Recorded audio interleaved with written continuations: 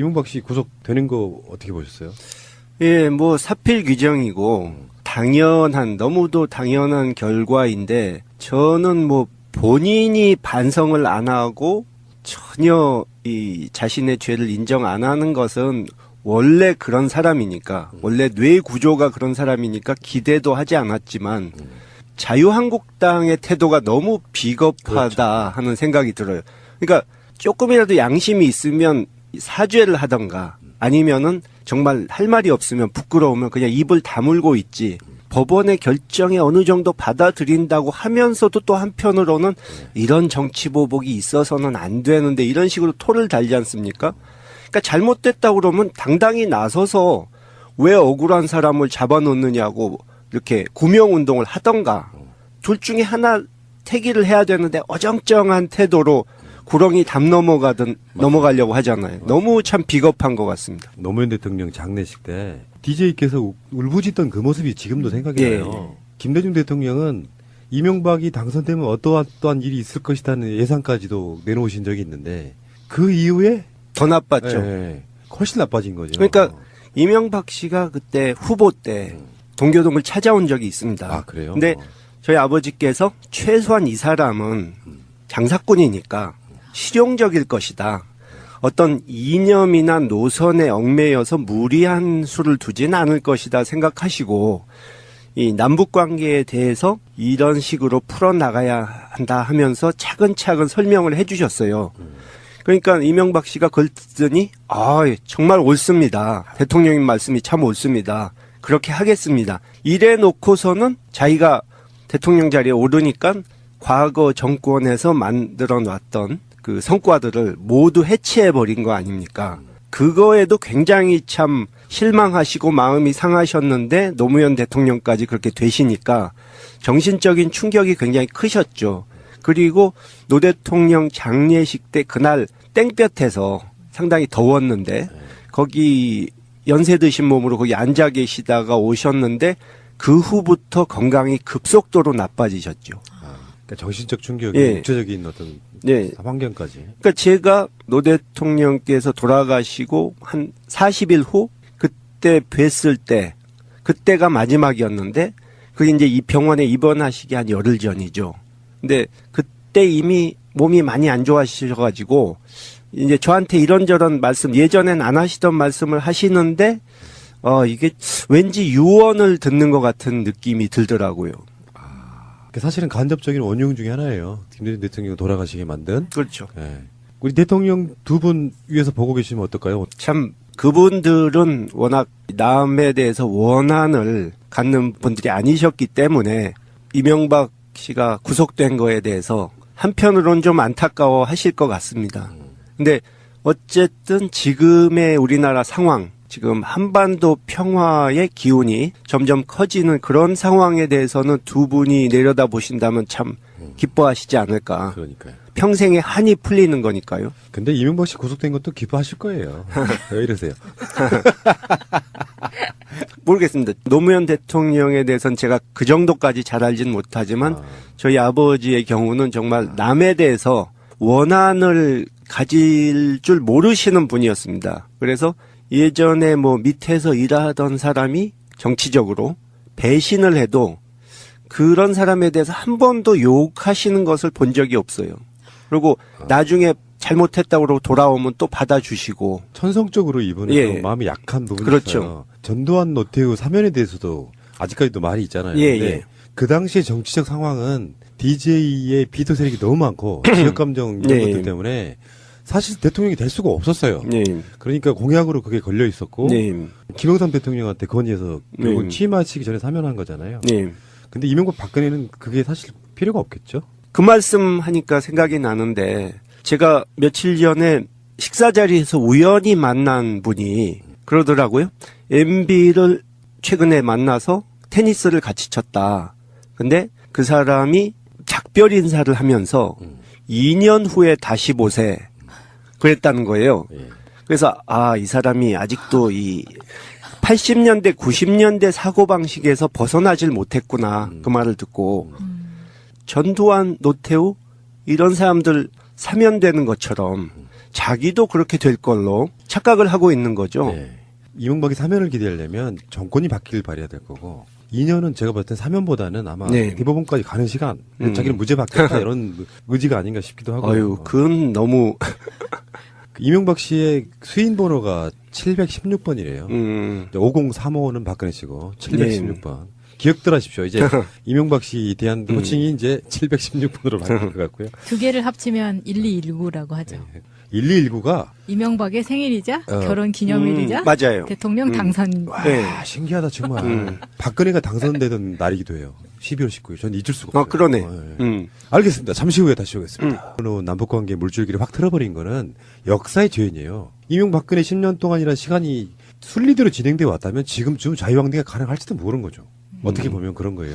그러니까 그동안에도 사실 제대로 된 정권, 남북 관계를 국내 정치에 이용하지 않고 북한이 어느 정도 신뢰를 할 수 있는 제대로 외교를 하는 정권이 우리나라에 있었다면 이런 대화가 일찍 시작될 수도 있었는데 박근혜 정권은 뭐 아무 생각이 없는 사람처럼 오락가락 행동을 하니까 북한은 물론 주변 국가들로부터 다 외면을 당해버린 거죠. 그렇죠. 그러니까 사실 저는 최순실과 벌린 비리보다 그런 외교 안보상으로 파탄을 내놓은 것이 국가에는 더 큰 해를 끼친 것이고 더 큰 죄를 저지른 것이라고 저는 항상 주장하는 거죠. 진정 이명박 씨가 실용적인 대통령이었다면요. 네. 북한 개발하겠다고 나서야 돼요. 관계만 좋게 만들어가지고. 실제로 그 과정 속에 북한도 특히 김정은이 집권하고 나서 남한이 해줬으면 좋겠는 어떤 사업들이 있잖아요. 요거를 중국에도 주고 러시아에 줬다는 얘기가 우리가 방송으로도 몇 번 한 적이 있거든요. 아직도 많이 뭔가가 남아있겠지만. 어쨌건 저는 우리 이제 의장님 같은 분들이 이렇게 또 민간에서 여러 가지 교류를 준비하시고 어쩌면 예전에 이제 북한에 누가 특사로 갈 거냐 막 여러 가지 하마평이 나올 때 김원걸 의장님도 한번 갔으면 좋겠다 뭐 이런 얘기까지 했던 기억이 나요. 근데 저는 작년에는 사실 가봐야 되는 것 아닌가. 저라든가 아니면은 문익환 목사님의 아드님인 문성근 씨라든가 이런 사람이 한번 남북 관계가 워낙 꽉 막혀 있으니까 어떻게 물꼬라도 터보기 위해서 한번 가야 되는 거 아닌가 생각을 했는데 지금처럼 금년 들어와서 정부 대 정부 간에 진짜 진지한 대화가 활성화돼 이런 시기에는 정부 당국자 그것도 서훈 국정원장처럼 북한과 대화를 많이 해보고 그 사람들의 말을 알아들을 수 있는 그 사람들의 문화를 아는 그런 분이 가는 것이 가장 적합하다고 저는 생각했습니다. 북한 사람들 얘기하는 것은 우리말이지만 통역이 필요해요. 네. 그렇구나. 이게 좀 다릅니다. 예. 그러니까 언뜻 생각하면 묵박 지르는 것 같지만 그 속에는 잘해보자는 메시지가 숨어 있을 수도 있고 이거 경험 안 해본 사람들은 사실 잘 모릅니다. 방송을 얼마 전에 다룬 적이 있어가지고. 예. 무한 신한영함. 글쎄 뭐 질문은 자주 받는데 뭐 제가 함부로 답을 드릴 수 있는 일이 아니어서 예.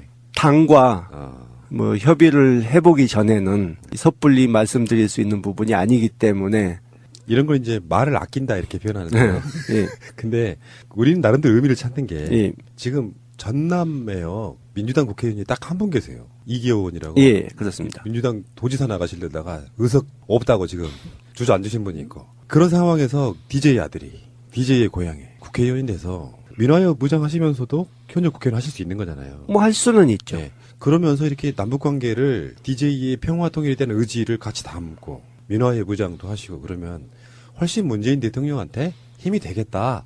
저는 그런 느낌을 말씀드리는 거예요. 물론 현지에서 준비하시고 이렇게 오랫동안 고생하신 분들 그 열정은 인정 못하는 바가 아닌데 이렇게 돼가지고 호남민들의 어떤 열정 같은 것도 담아서 문 대통령이 하는 이런 평화 모드를 돕자 이런 차원에서는 본인 스타일상 또 당내 역학 뭐 여러 가지 상황상 나 공천해줘라는 못하겠지만 그런 상징성들이 같이 묶여지면서 어떤 붐업도 되고 남북관계도 좋아지고 하는 측면이 있다고 생각하고요. 이명박 정권 때도 김정일 위원장 이 사망했을 때 이호 여사와 김홍걸 의장님 가는 거를 정권에서 뭐라고 할 수도 없는 상황인 것처럼 통일의 상징 같은 부분이 있었던 거잖아요. 우리나라 섬에 3분의 2가 몰려 있다는 신안이 속해 있는 이것도 무한 신안 영암 이렇게 되잖아요. 네. 보궐에 한번 나가셨으면 좋겠다 하는 그런 생각이고 부끄러우시죠? 글쎄요, 이거는 당에서 또 저를 필요로 해야 되는 부분이고 제가 마음대로 결정할 수 있는 부분이 아니어서. 본인이 이걸 푸시하지 않으시면요 말하지 않으면 몰라요. 필요 없나 보다라고 그냥 아유 후보군에 제껴놓고 뭐 하겠다 이런 부분이라서 저는 제 개인적인 견해는 그렇고요. 이게 그냥 의미가 간단치가 않다는 말씀 드리고 싶은 거예요. DJ 아들 단순하게 그런 의미가 아니고 이미 남북 관계라든지 이런 부분에 전문가신 거잖아요. 요거를 그 경험을 삼아서 당과 문재인 정부 또는 국민들한테 도움이 됐으면 좋겠다. 경험은 돈 주고 살 수 있는 게 아니에요. 오랜 시간 동안 DJ를 봐온 눈, 북한을 갔다 온 경험, 그리고 민화의 묘장이라는 현재의 전문성 이런 것들을 좀 원내에서 좀 활용할 수 있으면 좋겠다 이런 생각 듭니다. 하여튼 좋게 말씀해 주셔서 네. 감사합니다. 싫은 건 아니시잖아요.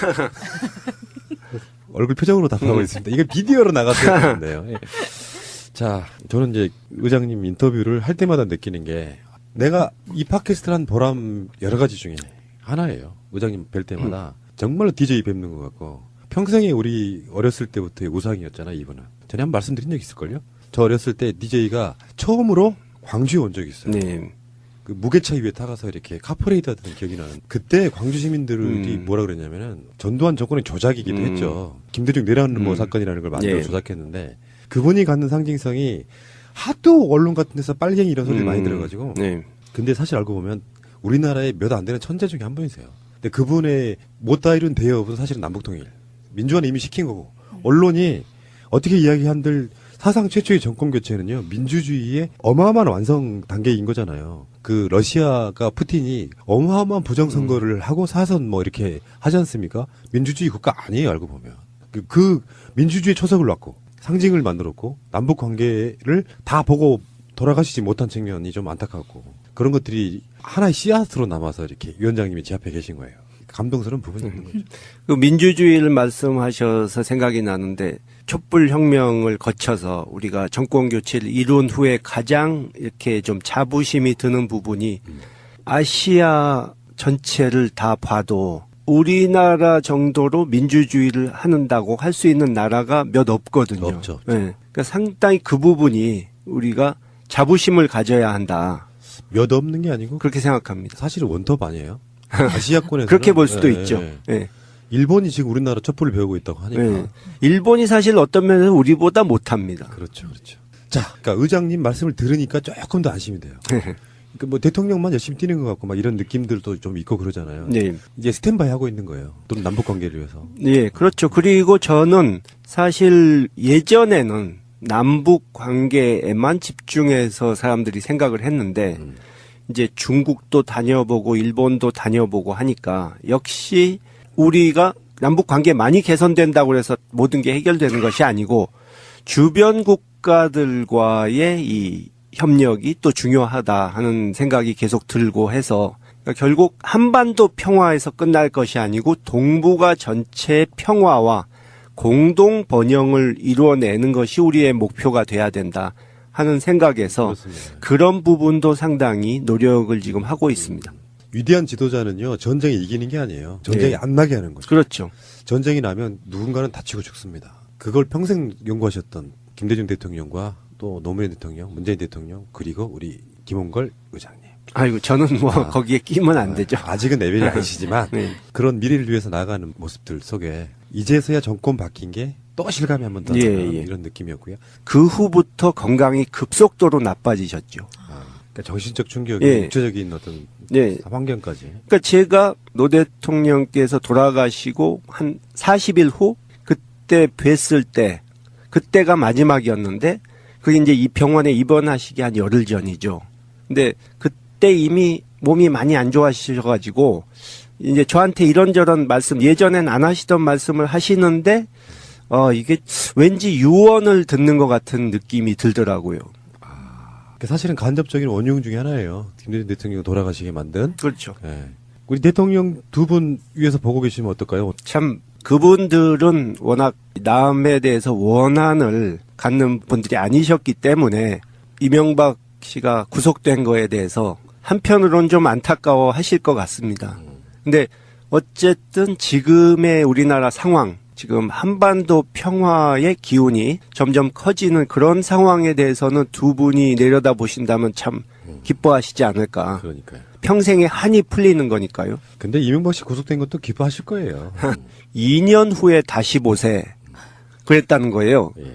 그래서 이 사람이 아직도 이 80년대, 90년대 사고방식에서 벗어나질 못했구나. 그 말을 듣고. 전두환, 노태우 이런 사람들 사면되는 것처럼 자기도 그렇게 될 걸로 착각을 하고 있는 거죠. 네. 이명박이 사면을 기대하려면 정권이 바뀌길 바라야 될 거고 2년은 제가 봤을 때 사면보다는 아마 네. 대법원까지 가는 시간 자기는 무죄 받겠다 이런 의지가 아닌가 싶기도 하고요. 아유, 그건 너무 이명박 씨의 수인 번호가 716번이래요. 5035는 박근혜 씨고 716번. 기억들 하십시오. 이제 이명박 씨 대한 호칭이 이제 716번으로 바뀔 것 같고요. 두 개를 합치면 1219라고 하죠. 1219가 이명박의 생일이자 결혼 기념일이자 맞아요. 대통령 당선. 네. 신기하다 정말. 박근혜가 당선되던 날이기도 해요. 12월 19일. 저는 잊을 수가 없어요. 그러네. 예. 알겠습니다. 잠시 후에 다시 오겠습니다. 남북관계 물줄기를 확 틀어버린 거는 역사의 죄인이에요. 이명박근혜 10년 동안이라는 시간이 순리대로 진행되어 왔다면 지금쯤 자유왕래가 가능할지도 왜 이러세요? 모르겠습니다. 노무현 대통령에 대해서는 제가 그 정도까지 잘 알지는 못하지만 저희 아버지의 경우는 정말 남에 대해서 원한을 가질 줄 모르시는 분이었습니다. 그래서 예전에 뭐 밑에서 일하던 사람이 정치적으로 배신을 해도 그런 사람에 대해서 한 번도 욕하시는 것을 본 적이 없어요. 그리고 나중에 잘못했다고 그러고 돌아오면 또 받아주시고. 천성적으로 이분은 예. 좀 마음이 약한 부분이 그렇죠. 있어요. 전두환, 노태우 사면에 대해서도 아직까지도 말이 있잖아요. 예, 근데 예. 그 당시의 정치적 상황은 DJ의 비토 세력이 너무 많고 지역 감정 이런 예, 것들 예. 때문에 사실 대통령이 될 수가 없었어요. 네. 그러니까 공약으로 그게 걸려 있었고 네. 김영삼 대통령한테 건의해서 결국 네. 취임하시기 전에 사면한 거잖아요. 네. 근데 이명박 박근혜는 그게 사실 필요가 없겠죠. 그 말씀 하니까 생각이 나는데 제가 며칠 전에 식사 자리에서 우연히 만난 분이 그러더라고요. MB를 최근에 만나서 테니스를 같이 쳤다. 근데 그 사람이 작별 인사를 하면서 쓸 것이라는 예상까지도 내놓으신 적이 있는데 그 이후에 더 나빴죠. 예, 훨씬 나빠진 거죠. 그러니까 이명박 씨가 그때 후보 때 동교동을 찾아온 적이 있습니다. 아, 그래요? 근데 저희 아버지께서 최소한 이 사람은 장사꾼이니까 실용적일 것이다. 어떤 이념이나 노선에 얽매여서 무리한 수를 두진 않을 것이다 생각하시고 이 남북 관계에 대해서 이런 식으로 풀어나가야 한다 하면서 차근차근 설명을 해주셨어요.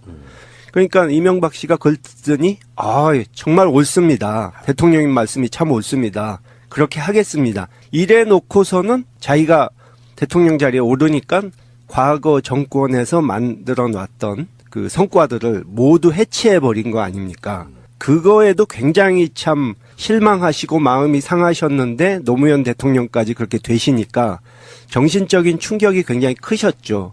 그리고 노 대통령 장례식 때 그날 땡볕에서 상당히 더웠는데 거기 연세 드신 몸으로 거기 앉아 계시다가 오셨는데 이명박 씨 구속되는 거 어떻게 보셨어요?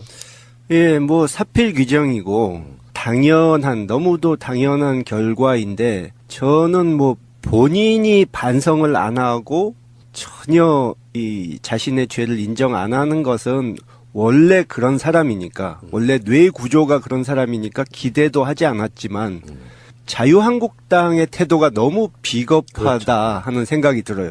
그러니까 조금이라도 양심이 있으면 사죄를 하던가 아니면은 정말 할 말이 없으면 부끄러우면 그냥 입을 다물고 있지. 법원의 결정에 어느 정도 받아들인다고 하면서도 또 한편으로는 이런 정치 보복이 있어서는 안 되는데 이런 식으로 토를 달지 않습니까? 그러니까 잘못됐다고 그러면 당당히 나서서 왜 억울한 사람을 잡아놓느냐고 이렇게 구명운동을 하던가 둘 중에 하나 택의를 해야 되는데 어정쩡한 태도로 구렁이 담 넘어가려고 하잖아요. 너무 참 비겁한 것 같습니다. 노무현 대통령 장례식 때 DJ께서 울부짖던 그 모습이 지금도 생각이 나요. 김대중 대통령은 이명박이 당선되면 어떠한 일이